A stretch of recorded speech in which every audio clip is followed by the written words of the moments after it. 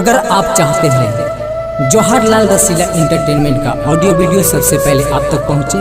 तो हमारे चैनल को सब्सक्राइब करें और साथ ही साथ बेल आइकन के बटन को जरूर दबाएं। प्रेम से बोली सेना वाली मैया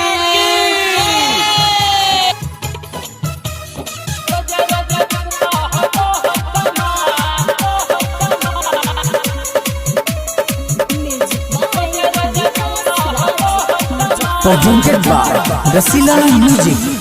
मूर्ति बैठलिए मैया के सजलिए पंडित वाला के हम पूजा करलिए पंडित वाला के हम पूजा करलिए मूर्ति बैठलिए मैया के सजलिए पंडित वाला के हम पूजा करलिए रोज रोज ले हम मैया के नाम रोज रोज ले हम मैया के नाम होलिला हो भैया चुनरी के दुकान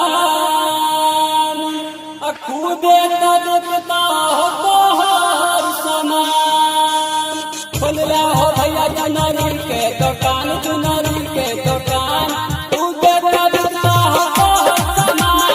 खोलला हो भैया चुनरी के दुकान चुनरी के दुकान रोज रोज करता हो तोहर सामान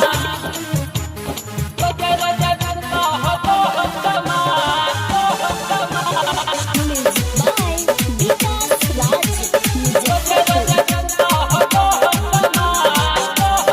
प्रेजेंटेड बाय रसीला म्यूजिक। भैया दुआ से हो भैया तू हो कमे बारू पैया ओकरे दुआ से हो छिया गायक हमहू गबैया गायक हमहू गबैया भैया दुआ से हो भैया तू हो कमे बारू पैया ओकरे दुआ से हो छिया गायक हमहू गबैया कथिला है छोटू हो परेशान कथिला है छोटू हो परेशान खोलला हो भैया पायल के दुकान खुदे तजता हो तोहर सामान खोलला हो भैया पायल के दुकान खुदे तजता हो तोहर सामान खोलला हो भैया पायल के दुकान रोज रोज बिकता हो तोहर सामान रोज रोज बिकता हो तोहर सामान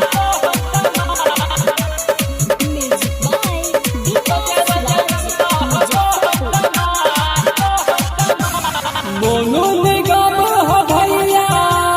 तू हो कमे बारू पैया तोरा सामान के मैया कोनो लगे तो पैया कोनो लगे तो पैया मोनू निगम हो भैया तू हो कमे बारू पैया तोरा सामान के मैया कोनो लगे तो पैया जवाहर रसीला के माना तू बात राइटर रोशन के माना तू बात खोलला हो भैया टिकोली के दुकान खुदे तजता हो तोहर सामान खोलला हो भैया टिकोली के दुकान खुदे तजता हो तोहर सामान खोलला हो भैया टिकोली के दुकान रोज रोज बिकता हो प्रेजेंटेड बाय रसीला म्यूजिक।